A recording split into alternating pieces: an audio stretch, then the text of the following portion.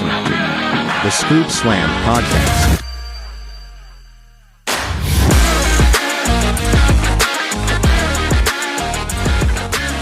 Hello, everybody. Welcome back to the Scoop Slam Podcast. We are back on the eve of the third Saturday in October.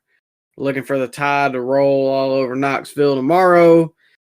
But this past weekend, AEW rolled into town for AEW WrestleDream. So we got that on the slate for today. We got some Champ Contender Cut. Going to bring that back. And as always, on the other end of the call, the co-pilot, historian of the Scoop Slam Podcast, you name it, he's it. It's Ryan. Yo, Micah, just we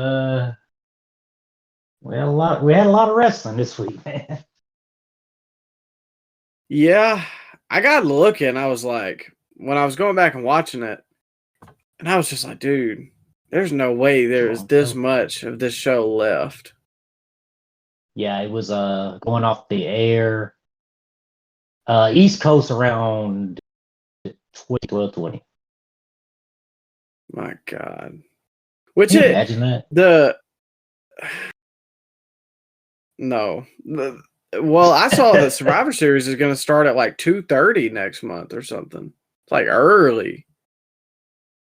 Well, they are in Canada. Well, Canada's not that far off from us, are they?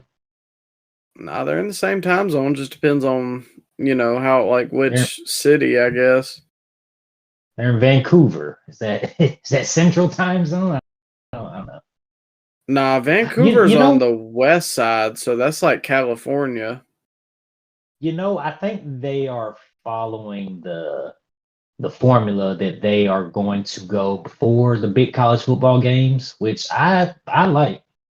As an avid college football watcher, lawyer, I like to go ahead and get ready, and then we can watch a little football from 8 to 11. I don't hate it. Yeah. Oh, I don't either, because then it, like, I don't know. Two, you get it out of the way, kind of, or it just feels less, what's the word I'm looking for? Like, man, I got to sit here and watch this all day, and that's my whole day. You know what I mean? Like, even with college football, it's long, but you can watch multiple games. So, I don't know. And most of the time, it's over with by 9 o'clock. And I think Peacock has don't they have a deal with the Big Ten that they get a game like in prime time every Saturday, or something like that? Yeah, just making that up, Mike. I don't know. That sounds right. Like I'm pretty sure you're right, because I know they do, or maybe it's the Big 12, because I think the Big 12 does their conference championship was sponsored by WWE last season. Oh, did they? I didn't see that. Yeah, because I remember there was a logo on like the 30-yard line or something. Oh, that's pretty cool.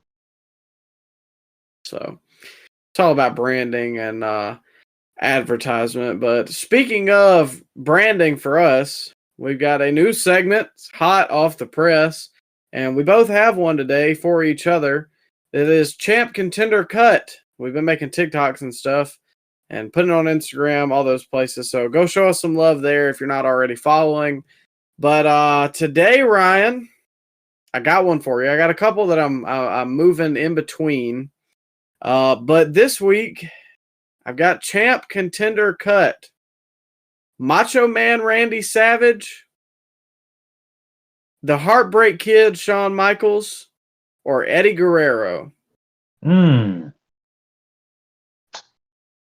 Wow. Okay. Man.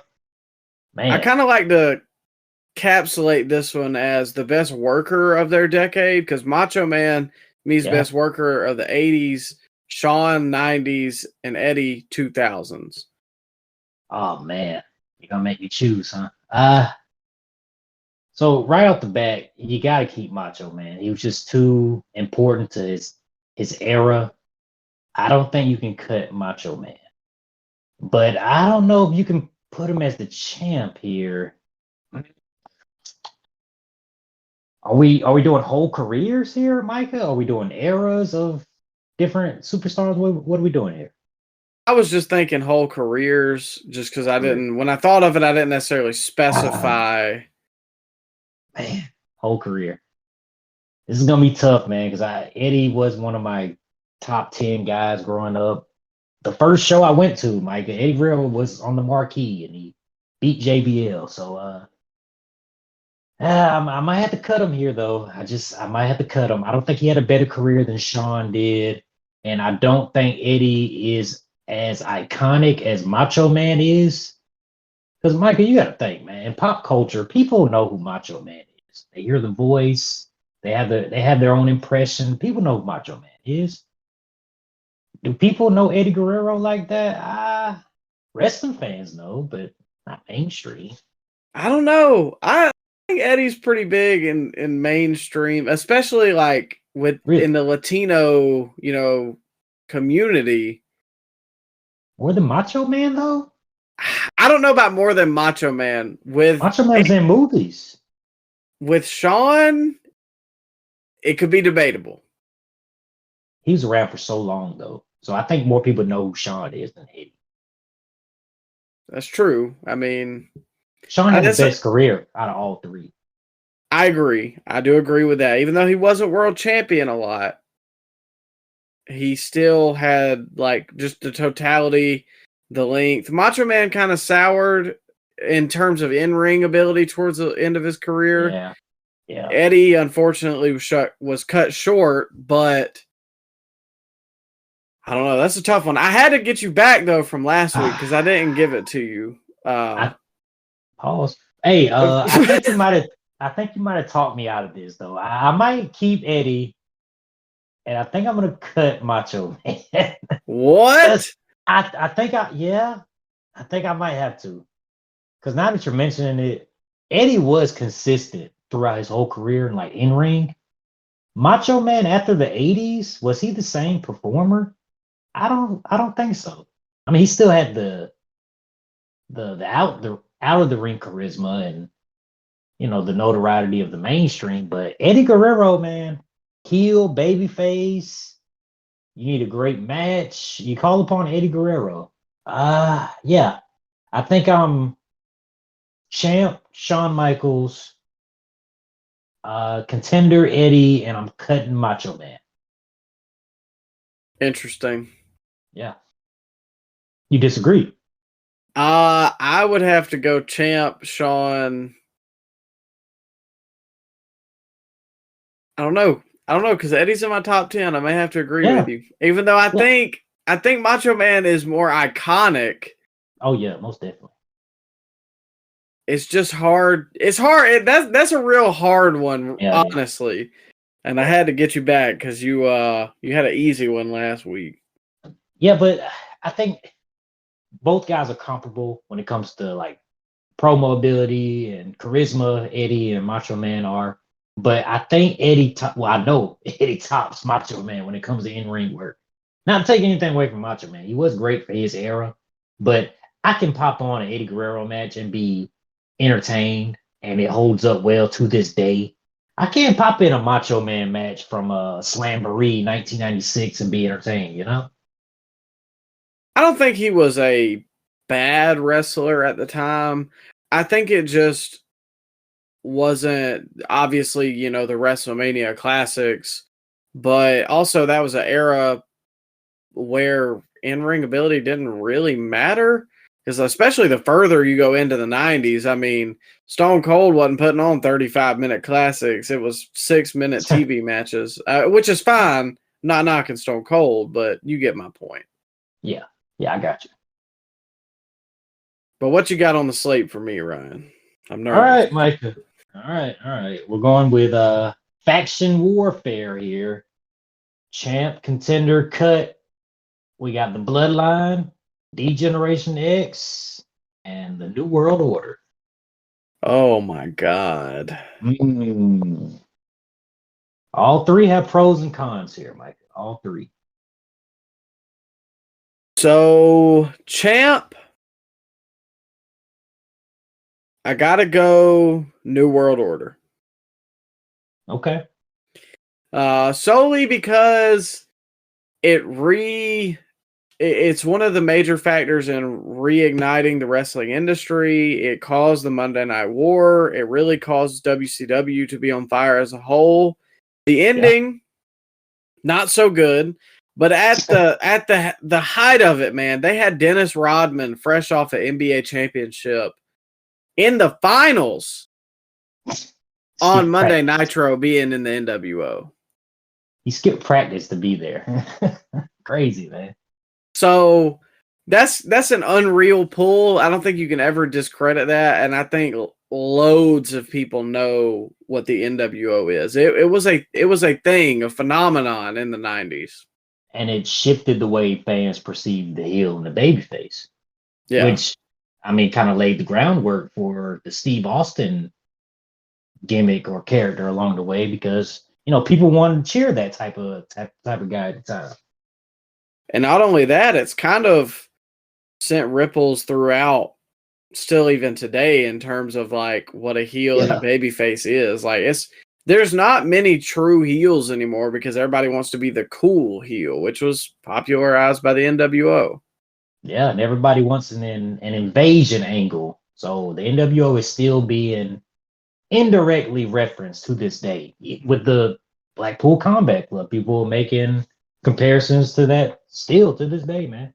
Yeah. But it did get a little watered down towards the end. Like you had the NWO, you had the NWO Wolfpack, NWO Hollywood. I mean, it just at a certain point we were NWO'd out in the late 90s. Oh, absolutely. But I don't know, man. I'm all about the peak, and I think the peak there was higher than any of the others. But for contender,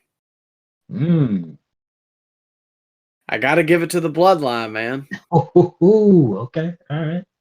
Same reason. Reignited the wrestling industry. I think that when it's all said and done, this would go down as the greatest storyline of all time. I know, I'm glazing, but so far it's been perfect. It's insane that this has went on this long and just, I mean, it's made careers off of itself. Yeah. Not just within people within the Bloodline, but Sammy. You could even go with the fact that Cody is made off the Bloodline. Like, there's so many stars. Jey Uso. Jacob Fatu. Like, the list goes on and on. Yeah. But, Micah, it did. Some people will have a drawback because sometimes the Bloodline can be in kind of like a holding pattern where you kind of want it to progress, but it really doesn't go to a lot of places, and it kind of moves at a glacial speed at points. But when it's hot, when they're cooking, I mean, they're cooking. Oh, yeah. Well, again, it's kind of like the NWO. I mean, there's drawbacks, but when it is like full throttle, like there's nothing more that I can explain than this. The other day I was riding in the car and I just had Spotify on like shuffle or whatever. And the Weeknd song from WrestleMania 40 came up. And I got nostalgic for the feeling that WrestleMania 40 made me have. And that was only like 6 months ago. Yeah. It's crazy. So it's still relevant. Yeah, and still you don't know where it's going to go. We talked about it last week on the show. There are still so many things that they have not done that they can get to. Yeah. We just kind of wish they would get there a little faster. Yeah. But for that reason, I got to cut DX. When you look at it. All right. In the 90s, their run really was only about a year less than. They come back in 06, but they're not truly the same. They're still just kind of, legends that have been around forever. I think it's a great group. I think what they've gone on to do after everything, like with Shawn running NXT, Triple H being the leader, is great and all, and it's kind of ironic, but yeah, I don't think that story is better than the Bloodline, and I'm all about the stories. See, I think it had underrated longevity because they had 4 different iterations of DX. If you really think about it, over a 12-year span. You had the OG DX with they had China and Ravishing Rick Rude, and then you had Shawn and Triple H. And then when Shawn hurt his back, Triple H restarted DX with X-Pac and the New Age Outlaws, and that went on for a little bit. And then when they reunited in 06, I thought they had a pretty good run in 06 till Triple H got hurt. But that run in 2009, that kind of stunk. Yeah, I don't think in the PG landscape, the DX concept just really was very passe for the time.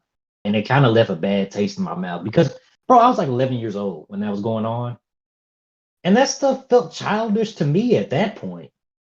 Like, you had Hornswoggle in the group. You didn't want to cheer for DX anymore.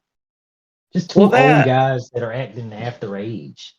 Exactly. It was cool in the 90s because being the cutting edge, edgy product was in.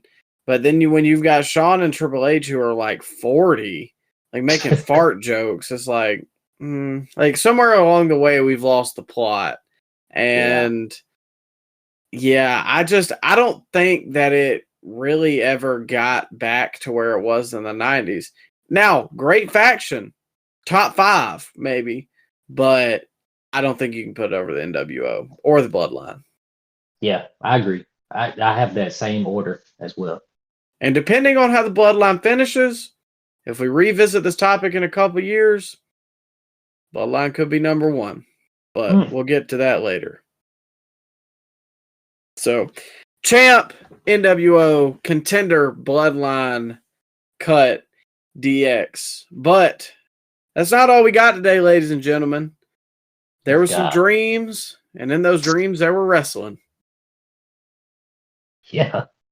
Now, before we get too far into anything, let me go ahead and crack open this Mountain Dew. Because... All right. It's Miller time, huh? Not Miller time, not in my house, but right. Now if this pay-per-view led some to drink, I may not be surprised. I was contemplating it. So let's go ahead and open up a can on WrestleDream. To start the show off, they opened up with Jay White versus Hangman Adam Page.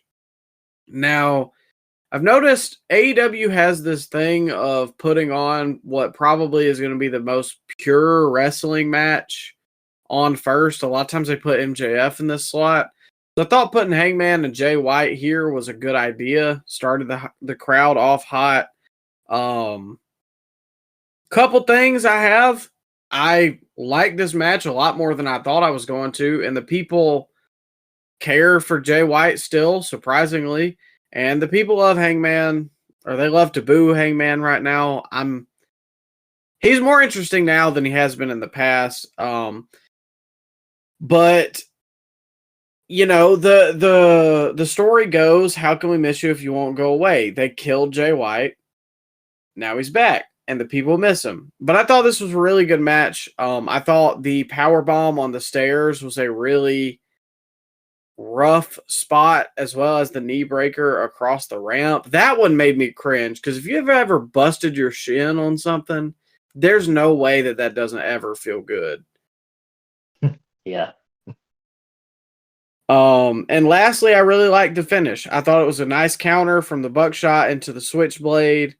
And this, to me, this met all expectations.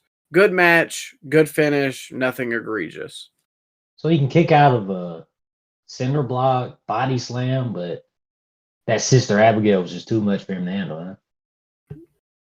Okay, well, maybe you got me there, but I tend not to try and think about that with AEW, because you'll have guys be on the sideline for jumping off the stage. Adam Cole, we'll get to him later.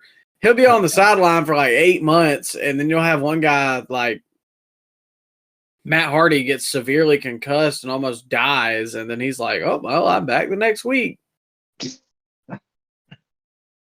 So Hangman wins his big blood feud with Swerve, and then he loses at the next pay-per-view? Is that what we're going to do, huh? I don't think they could have beat Jay White. Did you have to book this match? I wouldn't have. Who did this help? It helped Jay White, I believe. Okay, all right. But now where does Hangman go from here? Because he lost again. And I have a feeling they're going to do the AEW thing. They're going to drag this feud out way too long. And this should just be the end of it. It should just end here. Maybe he turns babyface with the Young Bucks as they stand up for AEW and battle the Blackpool Combat Club. Is that what's happening? 'Cause I didn't watch this week, admittedly. I don't. You know what? No, that didn't happen, but I would not be surprised if this is the direction they're going in. But that makes no sense because they just turned Hangman heel like not that long ago. Bro, they turned Swerve heel for 2 weeks in the Danielson feud, and he was back to babyface. Well, Does it you know, matter? when you put it like that. Yeah, does it matter in AEW? With Statlander. Statlander was heel. Oh, God. And then she just turned babyface, and then we never got a resolution with her and Malcolm Bivens, whatever his name Stokely. is. Yeah, Stokely Hathaway. So were you not a fan of the match, or you just didn't like the fact that it was booked altogether? I just didn't like that the match was booked, and the match it felt like a collision match, bro. I mean, it was there. It was good for, you know, the fact that they didn't set each other on fire or try and paralyze each other or try and kill each other. Like, it was just a good starting wrestling match. For the first like hour or 2 hours of the show, I was like, man, this is a solid pay-per-view. And then the back half was just, I mean, it was like Alabama versus Georgia. The beginning of the game, I was like, man, this is pretty solid. Then the back half, I was like, man, we suck. So I don't know. I thought it was a good foot forward. Yeah, it did. It wasn't embarrassing or anything like that. But it was there. Yeah, okay. It didn't set the world on fire. And a lot of this pay-per-view felt like the middle of Bad Blood. Just Oh man, just there. it's just there. And speaking of just there, for the AEW Women's World Championship, we have Mariah May versus Willow. We've already slightly hinted on this, and we talked about it last week. The booking for this is absolutely insane. I'm fine with Willow being a world title contender. I think she is the best women's wrestler they have in the company. Wow. Okay. But why is she competing for the main title and Statlander's competing for the secondary title when Statlander won the feud? Great question. The question I do not have an answer for. I don't know, man. It doesn't make any sense to me. I think Mariah May, since she's beaten Tony Storm and that whole storyline's ended, she just kind of been floundering. And like, I don't know what the direction is with Mariah May. Did you see that press conference afterwards where nobody had any questions for her? Oh, And no, I did not. Oh, you didn't see that? Okay, so they had the press scrum after the show, you know, like they do it every pay-per-view. Got to. Well, yeah, Tony Khan was not at this one because I guess in kayfabe he went to the hospital with Daniel Bryan. So they had Shivani as the mediator for this press scrum. And they brought out Mariah May, Micah. And they asked, does anybody have any questions for the champ? And nobody raised their hand. Oh, God. And she looked around the room like, oh, nobody has any questions? Come on, anybody. No questions, huh? You guys don't like women's wrestling? And it was just silence. She asked that? Yes, she asked that, bro. Oh, my God. Which, I mean, these guys are supposed to be journalists, but are they really journalists? They're probably just, you know, randoms that have a semi decent Twitter following that covers AEW and sings praises of them. So Mariah, you're in a room with a bunch of guys who never talk to women, and you're fairly attractive. I don't think that they know how to ask you a question. But even if they were normal human beings and not, the basement dwellers, bro, what are you going to ask her about? There's nothing to be excited about for her title reign. Nah, it's a very. I sent you a TikTok earlier, and it was Chris Paul highlights on the Warriors, and it said Liv Morgan's reign after the Rhea feud, and I get that same feeling with Mariah May if there's no Toni Storm. And then they brought in the other Japanese chick, that they had a 3-way kiss with a couple months ago. I can't remember her name. Yeah, well, we're not being ugly, guys. We just don't remember her name. Mina Shirakawa. Yeah, that was it. Yeah, Mina. Well, bro, she hasn't been brought up on the show in a good month when they were looking like they were building to something. And I thought they were going to pay off a WrestleDream, but I don't know what's going on with this. She was, Mariah was feuding with, or had like a mini feud with the other Joshi that names escapes me, man. Emi Sakura? Yeah, or Sakazaki or something to that. Yuka Sakazaki. That was also somewhere in there. Yeah, I think she had a match with her too. I don't know. Mariah May maybe just beating all the Joshis before she gets to Mina, I guess. I don't know. Yeah, I don't really know what the, and they called me crazy for putting Nia Jax as Women's Wrestler of the Year. But bro, it feels like they had no plan for her. Like as soon as they got done with the feud, they had nothing for her. Kind of sounds like a lot of AEW booking, doesn't it? What happened to the lady that they brought in with Mercedes, Pepperday? What happened to her? Isn't she supposed to be writing for the ladies? What about Will Washington? What happened to Will Washington? I'm sure that which one is it for real? Is it Peppermint? I think that's really it. I don't know.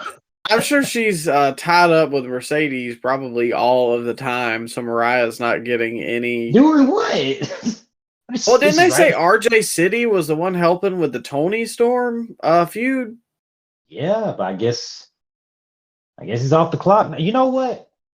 This is Jimmy Jacobs' fault. This is his fault. It has to be. Oh yeah. Yeah. We got rid of the cancer. Yeah, it's like Vince stepping down. That's what they compared it to. That was in the Observer. Did you see that? I heard something about it, but I didn't see that that's exactly like word for word what they compared it to. Yes, apparently that was the word going around backstage. It was felt like Vince stepping down. Like, come on, bro. Oh my really? God. Nothing's gonna change until Tony officially lets go of his just stronghold grip of the creative. Yeah, and the Jags too, because they stink this year.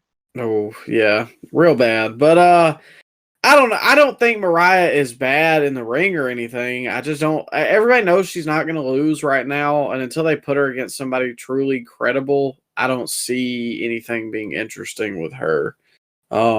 She does kick out of a lot more than she should, though. But speaking of things that people aren't going to be interested in, the next match was Jack Perry versus Katsuyori Shibata, and I said no. Not no, but heck no. Oh, you didn't want to see Turkey Leg versus Scapegoat Jack Perry, huh? No. And I think this went like 25 minutes. Oh, of course. Yeah. Of course it has to. But we can talk about the MJF Daniel Garcia aftermath. Because if one cross-eyed booking incident wasn't done, it's better to just double up on it. Just walk us through this, bro. Jesus. I don't even know that I can. So, first we got to go back last year. MJF and Cole are friends, and Cole turns on MJF, becoming heel. After that, the Undisputed Kingdom stinks on TV. Cole is still hurt. He's in a wheelchair like Professor X leading these guys around. But they're not meaningful, and nobody ever really just disappear. Like, I don't even remember an official, like, they're getting off TV. So apparently when Cole cut his promo on Dynamite this week, he did not mention Wardlow, but he mentioned the other two jabronis. So I don't know what's going on with Wardlow. He probably like Ricky Starks and isn't accepting creative, which is other words for I bought a house in Orlando. But so then MJF returns while Adam Cole is hurt. Well, the babyface shtick. Oh, go ahead. Oh no, never mind. Keep on going. The babyface shtick is not working. So MJF does his natural thing, which he should have done, and he goes back heel. So then now, but then he becomes like an America patriot out of nowhere. Yeah, which should be a babyface, but isn't, because the country's jagged up right now. But he builds that up for the pay-per-view in the UK. So he's like a tweener at this point. Then he goes back full heel by beating up Daniel Garcia. Then is wrote off TV. But he gets beat up by Daniel Garcia, gets wrote off TV. Yeah. So now they're both off TV. Now MJF comes back, which is going to get a heel reaction because he's a heel, but he's returning. So we're going to cheer for that because it's actually somebody we want to see. And then Cole comes back. Whoa, and Cole is a babyface. Well, hold up. Daniel Garcia comes out to start with to save Jack. No, not save Jack. To save Turkey Leg. Shibata. Yeah. Who they said him and Daniel Garcia go way back. I don't know how, but they do. Yeah. So Garcia comes out. Then MJF proceeds to beat Garcia within an inch of his life. And then MJF is ready. Well, yeah, naturally. I mean, was anybody booing when he was beating up Garcia? I don't think so. Then Adam Cole comes out. You remember hearing those reports, or you remember reading those reports about Adam Cole's close to returning and he's in the best shape he's ever been in? Or he comes out with no definition at all in his arms. You know, Micah, if I seen professional wrestlers looking like that when I was growing up, I probably would have took becoming a professional wrestler more serious and actually became one. Because look at Adam Cole, bro. Look at him. I really want to like Adam Cole. And I think he has personality. But what about him? Like, looking at him or anything he's done in AEW warrants anyone liking him other than the fact that people remember what he used to be. And it makes no sense that he is in the babyface role. No. Because he turned his back on MJF. Yeah. So now MJF has to come up for a stupid reason as to why he's the heel now in this feud. They should have just not touched it. They should have just never interacted with those two until like years later.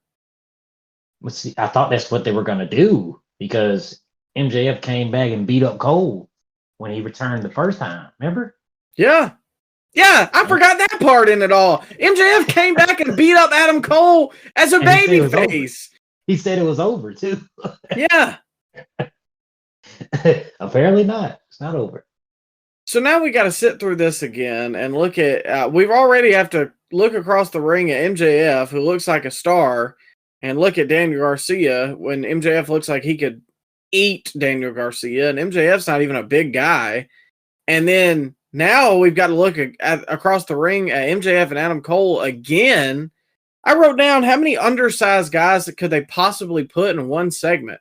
Daniel Garcia, MJF, who's big, but he's undersized, technically. He's just big in AEW. Shibata, Jack Perry, and Adam Cole. This is the WWE Cruiserweight division from the 2000s. It's the minis. You remember the minis back in the late 90s? Oh, God. the little people they used to have come out. Remember the little mini Vader and mini Mankind? Come on now. Looks like that, bro. I was entertained. You know, bro. And then Jack Perry tripped after he clocked Daniel Garcia in the back of the head. He tripped over him. You think Adam Cole, when he heard that Tony Khan's adding time to people's contract because they're hurt, he just rushed back. Then one more time added this contract. I know Shawn and Triple H like him, but like, do you think he would go back to WWE at this point? Do I think Adam Cole would go back, or do I think Shawn would want him back? What are you asking? Adam, do you think Adam Cole would go back? Yeah, because if the rumors are true about him and Britt not being a thing anymore, I can see him wanting to distance himself from that whole situation. Unless they just cut Britt, which is entirely possible. Yeah, I guess that's true. Yeah, I don't know, man. We'll see where it goes. I don't have high hopes because it's backwards as everything is in AEW. But Yep. Let's move on to the AEW International Championship Triple Threat match. Oh, okay. Oh, was there something before this? There's a couple matches I skipped and didn't write down. The Swerve and Shelton and MVP. Oh, I thought that was after this. Okay, it may be. Okay. Anyways, for the AEW International Championship, Konosuke Takeshita versus Will Ospreay versus Ricochet. Can I just fire off like a bunch of things real quick? Because I have a lot. Yeah, go ahead. Okay. So before I get too far into anything, for the most part, I enjoyed this match. I thought it was the best match on the card. Yeah. They made Takeshita look like $1 million because he dominated them the majority of the match and he played the bigger man role, which is 100% absolutely how they should use Takeshita. For that much, I appreciated this. Now, I got to do my Superman pose. You know I got to flip.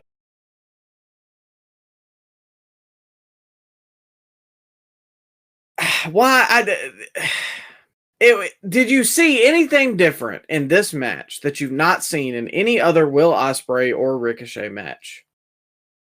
Or Ricochet didn't necessarily work like that in WWE, but it felt like at times they were just doing the same stuff they did a couple weeks ago. Yeah. Yes. So that already irks me because then you have Takeshita, who's like a 100% legit, like I can buy this guy as a wrestler. And then you've got the other two, who it's just a weird styles clash. Also Ricochet, Trunks, not a good look. I don't know why. It's just a tights guy. Pause. Yeah. And Jericho's like that too. Especially nowadays, the state of Chris Jericho, he shouldn't be in Trunks.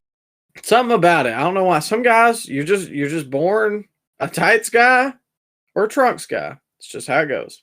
You think Dolph was more of a Trunks guy or tights guy? Trunks, but like the biker short Trunks. I got you.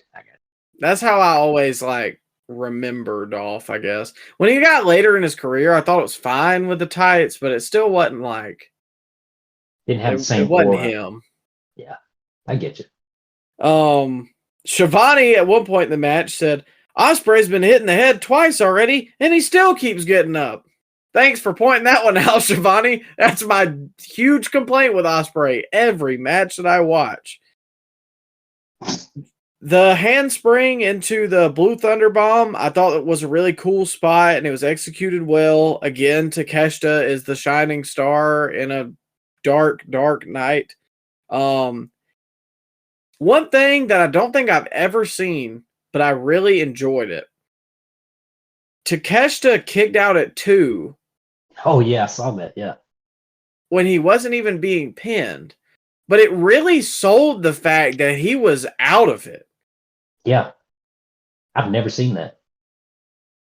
Star.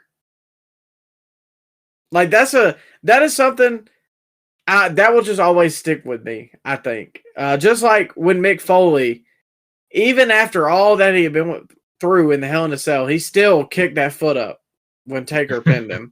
It's the little things, man. And Takeshita has it, and it's crazy to me it's taken them this long to put gold on him. Yeah. And even after they gave him that big win, or big wins against Kenny Omega, Because he pinned Kenny Omega twice in 1 week last year. And then he just did nothing after that. Well, I mean, a lot of the time he hadn't even been on TV. He went back to Japan for a little bit. Like, again, the booking. Reviewing AEW becomes really, what's the word I'm looking for? Not like annoying because we make the decision, but I just feel like I say the same thing every week. And criticizing the booking is nothing new, but until they smarten up and realize that something has to give, I just get sick of repeating myself. I think he did the G1 in New Japan. That's right. For the loan that they gave Takeshita to New Japan for a loan, we got back what's that Japanese guy's name? Not Tanahashi. Ishii? Yeah, we got back Ishii, bro, for the summer. And they got Takeshita. That didn't seem like a fair trade. No, not at all. And my last couple points, I said, oh my God, nothing. A poison Rana to both guys, and they still got up. I'm also supposed to believe that this guy got stabbed in the back of his head with a screwdriver. Still, if you can believe it, Will Ospreay was still like half on his knees, like looking up at his attackers instead of, like writhing on the ground in pain. And I hate the Tiger Driver, and I wish it was never used in AEW because I'm sick of it. And they use it every freaking time as a point, and it's stupid. Yeah, and they use the Tiger Driver with Mark Briscoe because he uses it. Tiger Driver 98, doesn't he? Oh, I don't know. I didn't watch that match, being honest with you. I know he does like the J Driller, which is like a variation. Yeah, that's what it is. Yeah, so why are they using that move? How is that less dangerous than this Tiger Driver? I have no idea. Okay. Because nothing makes sense. They killed it whenever Danielson came back 2 weeks after he hit it, or 3, or whatever it was. Okay, it's not that bad anymore. And he keeps hitting it or having it done to him. Like, Jesus Christ, you just hit him in the back of the head you stabbed him in the back of the head with a screwdriver. I'm more concerned about that than I am him getting dropped on his head from like 3 feet up. And if you're going to use a screwdriver, Micah, would you use the safest part of the screwdriver to stab your opponent? Because he used the back of it. Oh, he did? I didn't see that. Yeah. I thought he choked up on it. No, he did that too. But he used the back of the screwdriver. The heck is that?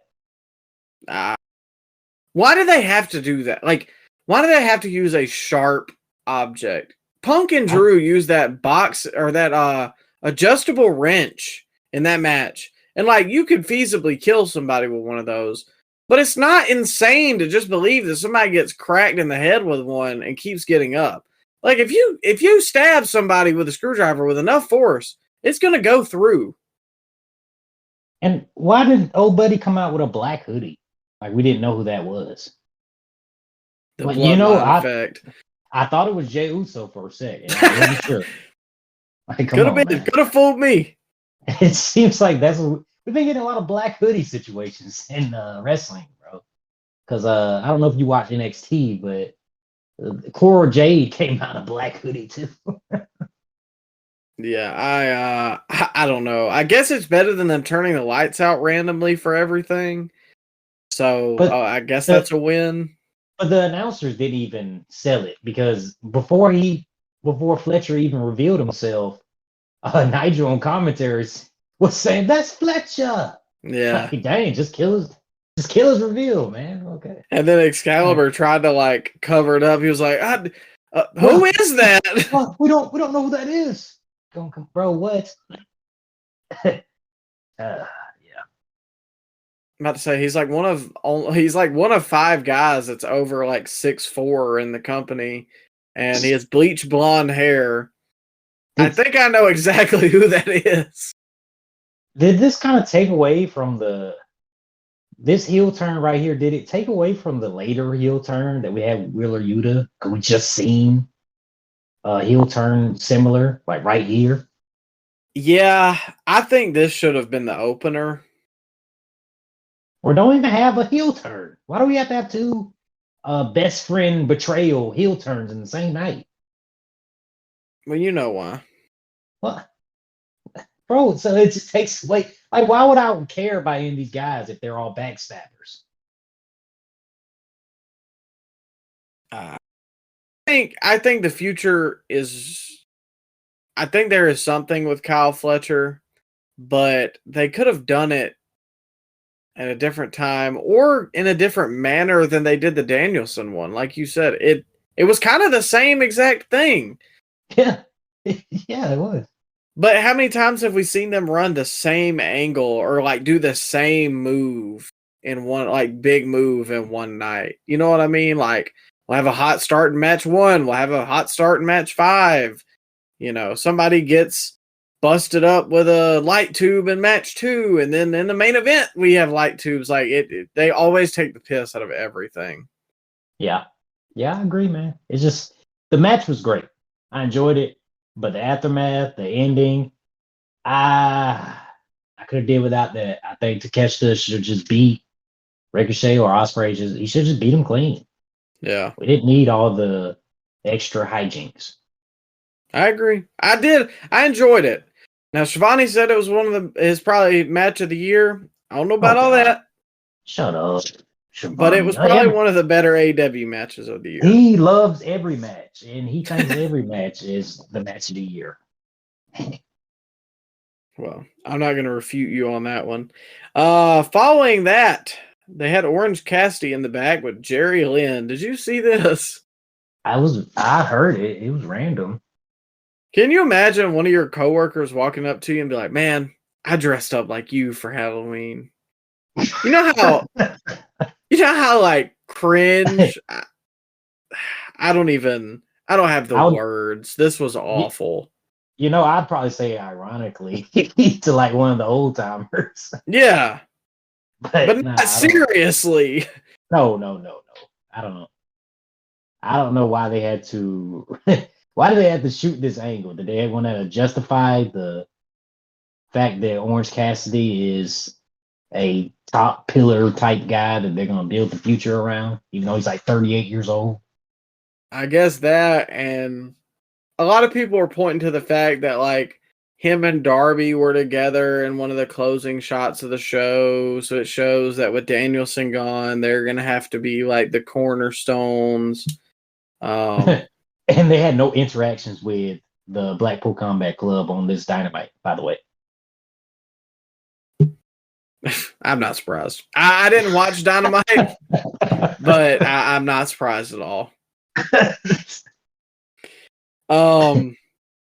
Following that, we had the big reveal or return of Swerve Strickland, and he was in the ring with Prince Nana, MVP, and the giant Shelton Benjamin. Oh my God. Why does he look like he's been juicing, or is it just the environment? That's the AEW effect. But wait till Bobby gets there, bro. Dude, Bobby's gonna like 80s Hulk Hogan in that ring. I was like, oh my God, like Shelton was towering over them. And I did see clips of his match from Dynamite. Yeah. Dude, he looks like a giant in there. And he used to be small when we were growing up. Yeah, he was a small, tight guy. Like, yeah, bro, bro, I told you it's children wrestling over here, man. Guys that are smaller than us, and we are no big individuals. No. But yeah, I think Shelton is a good addition. We've already talked about this, but anyways, we'll get to the promo. I thought Nana, the first thing he said really, really beat those allegations that MVP accused him of by pushing his coffee and accidentally calling Swerve the Ring of Honor World Champion. Oh, did he? Yeah, he said the Ring of I mean the AEW, and I was like, oh my god. Oh man, that's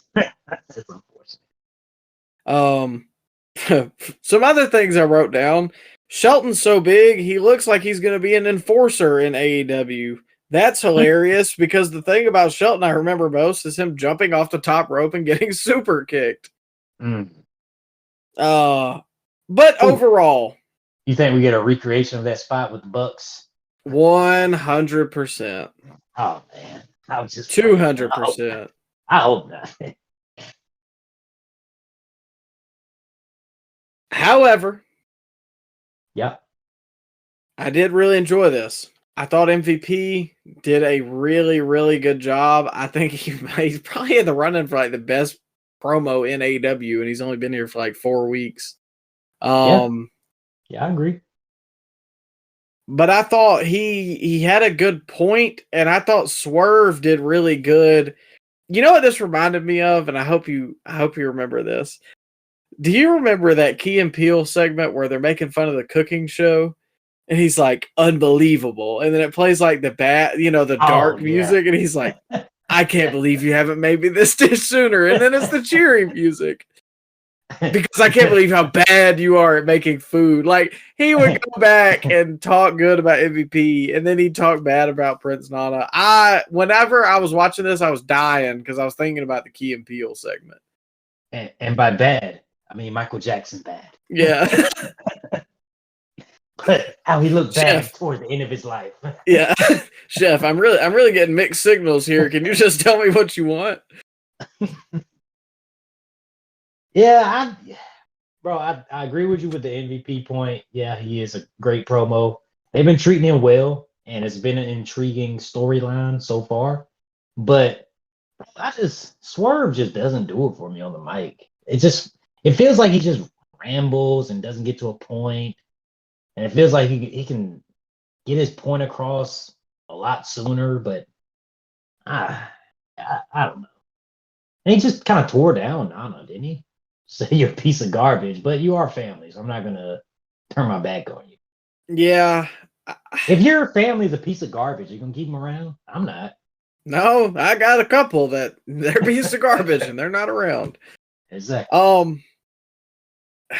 I understand that with Swerve because I had the same sentiment during his world title run a lot, that he reminded me sometimes of Damian Priest, where yeah, that's a good comparison. Yeah, well, they almost like don't put the right inflection on the right word. They would be like, and tomorrow I'm gonna face you for the AEW World Championship. I'm like, no, you should have done it. But anyways, I thought he did a good job here. And I have one question for you coming out of this, because obviously they're bringing Bobby in. How do you book that? With Bobby coming in, I still think that we get Swerve involved in the Hurt Syndicate eventually. But right off the bat, knowing the AEW booking philosophy, we're going to get Bobby feuding right away with Swerve, and Swerve is going to beat Bobby right away. So I don't know, man. I don't know where you go from after that. Yeah, I guess that's kind of my point, because Bobby's not small enough to be mid-card, like in this company. I think he has to be main event level soon, but no, he should be coming in to feud with Moxley. Yeah, but then he's a heel and Moxley's a heel, so I know that's not the direction that they're going in. But if we don't have heels and babyface, God, I'm bed shield. Sports-based wrestling. I'm sorry. Something that I wouldn't hate. Yeah. Is if the dirt sheets are true, and we don't know them to be, but you got to take, this into consideration. If Moxley does truly end up losing this belt to Darby Allin, I could see Bobby and Darby being the feud, which would be hilarious to see in the ring. But Bobby could probably rip him in half and make it a good match. I think you would get a lot of angry AEW fans if that did happen. So I don't think that would happen. But I would not Bobby. be. I know. He's a main eventer. You can't bring a guy in like that and have him be mid card. But you would kill a lot of goodwill that people have in the basement for the AEW product. So I don't see that happening, but I can see Swerve having a nonsensical heel turn after he feuds with Bobby and they somehow are aligned and tag partners. So I can see that happen. I can see that happen. I mean, I don't doubt that either. I was thinking along the lines of if Bobby fused with Darby, then, Swerve, Darby, got that Washington connection or whatever, and then Swerve betrays him and joins the Hurt Syndicate. Oh, Abraham? Huh?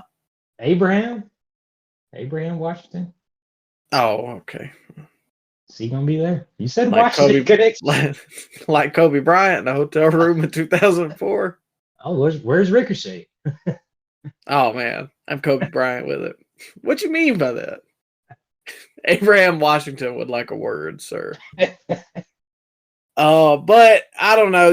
They love to make up friendships real quick. So I'm sure like Darby and Swerve will be friends for like 3 weeks, and then Swerve would turn on him. It'd be like the biggest turn in the world. I don't know, but I'm interested to see Bobby. Remember AR Fox? What happened to him? Well, there's a show on Thursdays called Ring of Honor. Is it on Thursdays? I had no idea. I don't know. I think he's banished somewhere down there. But let's move forward. Gonna hit a couple points real quick. We'll get to the main event. Hologram versus Mortos. I looked at how long this match was, and I said, "Oh heck no!" Oh man, you didn't watch Hologram versus the Beast Mortos, dude. It was like 20 minutes. No, was it good? No, it wasn't. But they were building up on commentary how he was undefeated. He being Hologram, he's 14-0, Micah. I don't know if you knew that, but they had a 2 out of 3 falls match. Now, Micah, it's very customary in 2 out of 3 falls that you drop a fall, right? Yeah. Why would you book a 2 out of 3 falls match with an undefeated guy?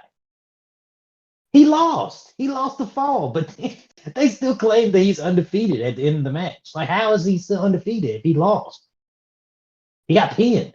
I can see both sides of it, though. He didn't because the stip is he didn't lose the match. You know what I mean? Kind of like an Iron Man match. Like, it don't matter how many times. He got pinned, though. Could you imagine them booking Goldberg in a 2 out of 3 falls match in the middle of the street? I see your point. This is their Goldberg, man. Are we sure about that? That's what Tony Khan. That's his character he created in his mind and his e-fed in his basement 20 years ago. So yeah, I think this is their Goldberg. God, I can see Tony Khan creating a cruiserweight division and making Hologram the champ. Yeah, but see, that's the ceiling. I don't think you could fit 3 holograms in Goldberg. Well, you know what? He pushed Pockets to the moon. I can see him pushing Hologram to the moon like that. Yeah. Yeah, we've been talking about this for an hour, that the booking makes 0 sense. So, AEW, the land where anything is possible. We'll move on to Darby versus Brody. Darby Allin versus Brody King. I thought this was a good match. Nothing new. We've seen it. I didn't really have an itching to see it again.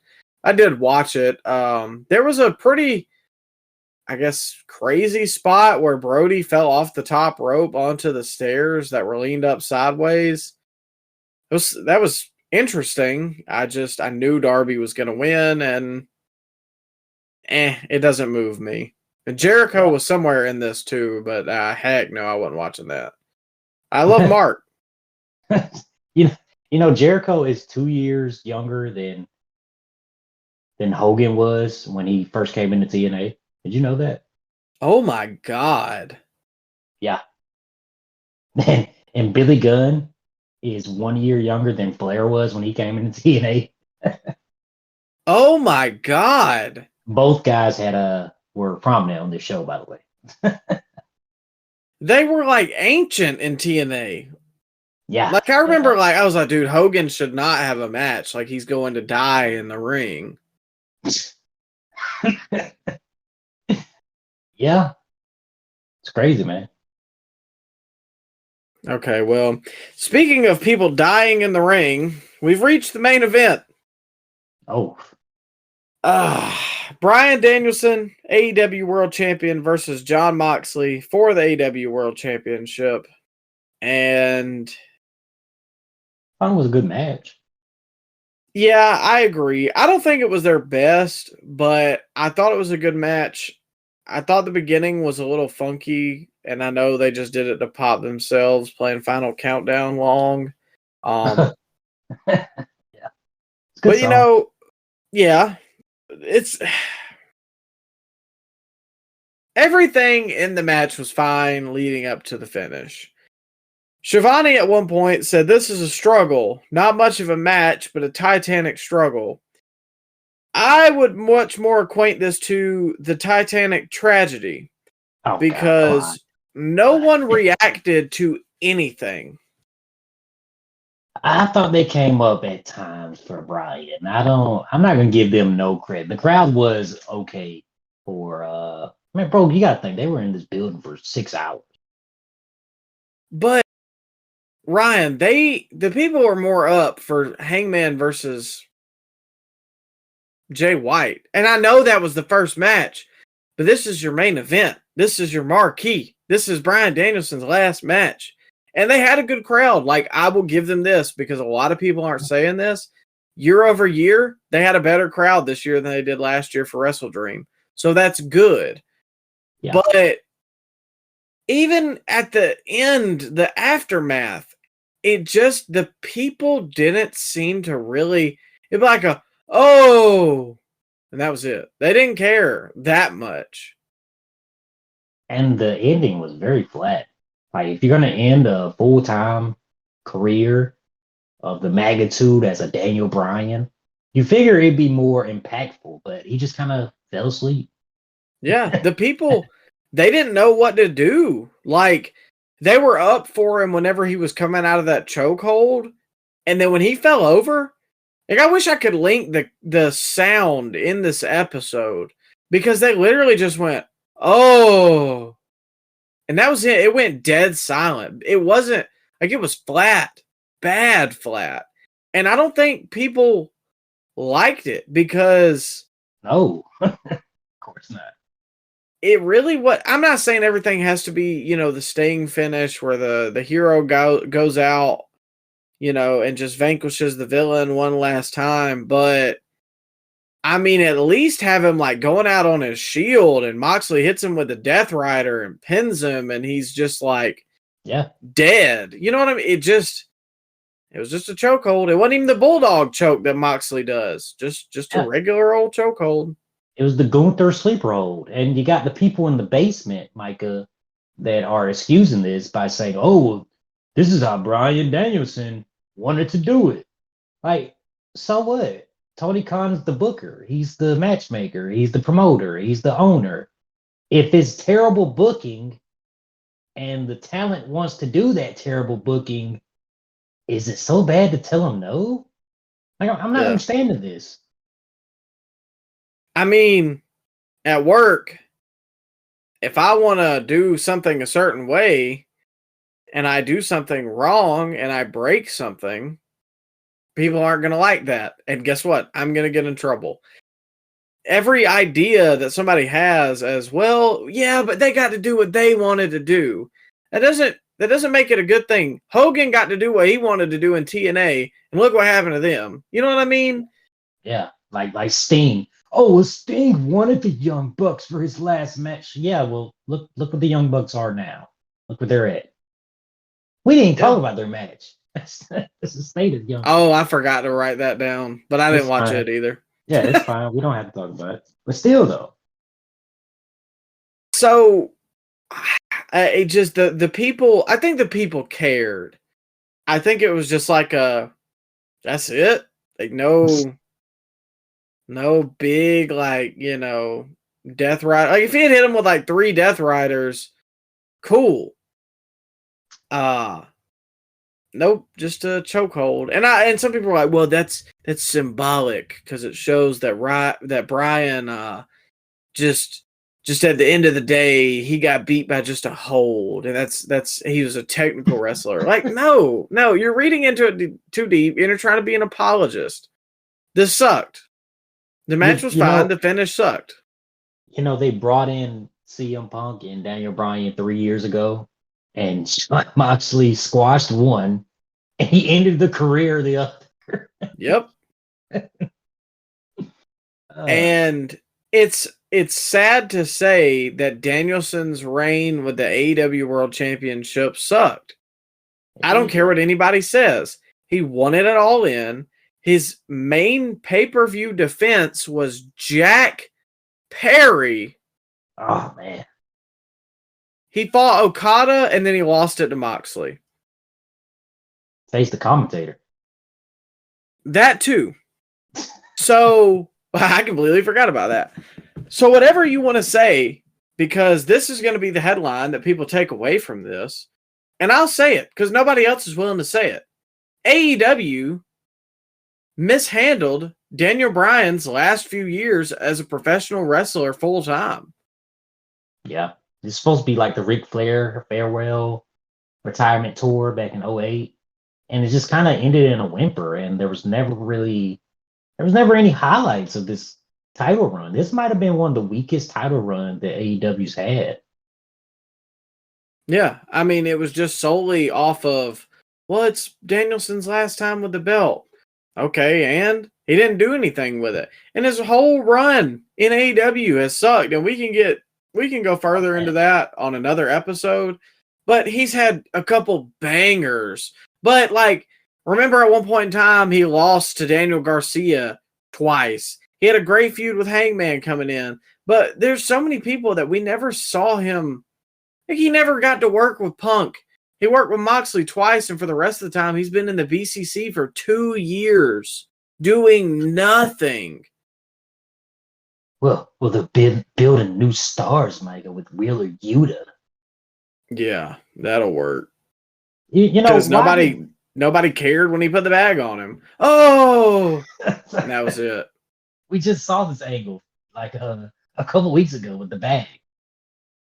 Yep. And why does he have to kill Daniel Bryan to get his point across? I don't understand this. Because he's got to prove himself to Neo Moxley. Moxley. So he turned heel by aligning himself with the guys that he's already 6-man champion with. Yeah, because he was indifferent to Danielson, but now it just proves that he's fully on Mox's side. It was so hilarious during the broadcast when nobody came out to help Daniel Bryan and JR, which is when the people finally came out. JR said, well, where the hell have you guys been? No, first it was Jeff Jarrett came out, and JR said it in such a campy way, he said, "Oh, not Jeff Jarrett," he just rolling his eyes at it. Which I mean, I agree, JR, but dang, man. Yeah, I did get cracked up at him. Not Jeff Jarrett. He made it sound like Jeff was the one being brutalized in the middle of the ring. It was the end of an episode of Scooby Doo when they finally unmask the villain. Be like, "Oh man, chickens." You know what I'm saying? Bro, oh god, the angle almost got completely ruined with Excalibur's phony crying. Did you see that? No, whoa. Because hold on, oh, I turned it off. well, I've never, in my 5 years being with AEW, I've seen such. These guys are going to pay. Like, bro, oh my God. Are you? No. No, Are you like for real? Yeah. Yes, please go watch this, man. It ruined it for me, man. So I was gonna say something about his fake, like somber voice that I hate because it just feels fake. And Danielson is this isn't even wrestling anymore. This is about a man's life with his wife and family and kids. Like he cried, bro. I gotta go back and watch that. The Basement want to give him an Oscar, apparently. It was great storytelling by Excalibur. Are you serious? Oh, of course. Everything's great. You know this. You've watched that show. That's true. No, Excalibur is the worst. Noel, Tony Schiavone is right there beside him. No, I did not see that. I did see the fact that the security took forever to get out there. Yet for the MVP swerve thing, the security was in the ring, just bam, teleported in there. Isn't Tony Khan right there in the back? Yeah, have people on standby. Hey, go help Daniel Bryan. No, just let him get Pillmanized in the middle of the ring. That's fine. Send out Jeff Jarrett. Not Jeff Jarrett. I'm sorry. I'm looking on Twitter because I had to look up and find this clip of Excalibur. And somebody said, "Did y'all hear Excalibur trying to cry on commentary?" And it's just the clip of The Rock where he goes, "Are you effing kidding me?" It's yeah, bro. I just AEW, ladies and gentlemen. Oh, I'm usually not a crier when watching from home. Excalibur crying is what did me in. Oh God. Go get laid. These are not real people. These are not real. Dude, this is a cesspool on Twitter. I've refused to believe that these are real people. Those are the people at the press conference. Oh God! Any questions for Mariah May? Look up that too, bro. Okay, you know what? While we're at it, while we're having a good time here, but yeah, bye Danielson. You know, I hate that it had to end this way, and I hate that your run kind of ended or just kind of went like this. To be honest with you, because he should have been champion long ago, and I know, well, he refused to be champion, but. Man, get out of here. When you got a guy that's that big of a star and he's not a champion, you're working against yourself. And I don't think that this feud has garnered any more interest than it did when it started or when this whole Moxley turn started. And I don't like, where do they go? And honestly, I'm not that interested in Moxley personally as I was before he did anything with Danielson, and it was just a heel turn. Yeah, I agree, man. And the more and more we get of this angle that is still confusing, and Moxley is talking in riddles. People love to say Bray Wyatt talking in riddles. Oh, this last couple months of Moxley, I don't understand what's going on here. Like, I need to cleanse AEW of its cesspool of talent and the wasteland. I don't know. He's just using buzzwords, bro. Like, I don't think we're getting Shane McMahon at this point. I don't know what's going on here. Well, they said it was to garner interest in the company, so they moved away from Darby. But okay. But when did this officially kick off, Micah? After Grand Slam, or was it? It was way before Grand Slam, wasn't it? The Moxley heel turn? Yeah, that was at the 2 pay-per-views ago, wasn't it? I think it was like a week or 2 before Grand Slam, because okay. No, because they choked him before Grand Slam. What pay-per-view was Okay. that? That was All Out. So it started like maybe a week before All Out. So August. Okay, so from that point, September, sorry. have we learned anything of why he had to do that to Daniel Bryan? We know nothing. It's been 2 months. Nah, he just says death to AEW, and that's good enough. It might lead to the death of AEW. Well, Ryan, out of 10, AEW WrestleDream, what you got? I give it a 3.8. God. I like the Takeshita match, but the 3-way, I like that. The main event was good until the shenanigans at the end. They just can't leave well enough alone. So Never. yeah, the only thing I would see myself going back to watching this whole pay-per-view, which took forever, that gets points taken off because it was 6 hours long, is the triple threat match. That's it. I don't think I would go back and watch. I give it a 4. Yeah. Maybe I'm harsh. I don't know. It kind of felt, like I said, it kind of felt like the middle of Bad Blood just all night. Like, I didn't really care about the people or the matches. It felt like a 5-hour long collision. That's what it felt like. Yeah. The triple threat was good. I enjoyed Hangman Jay White. Like, I thought it was a solid match. But the main event was fine up until the end. But, I mean, was I falling asleep?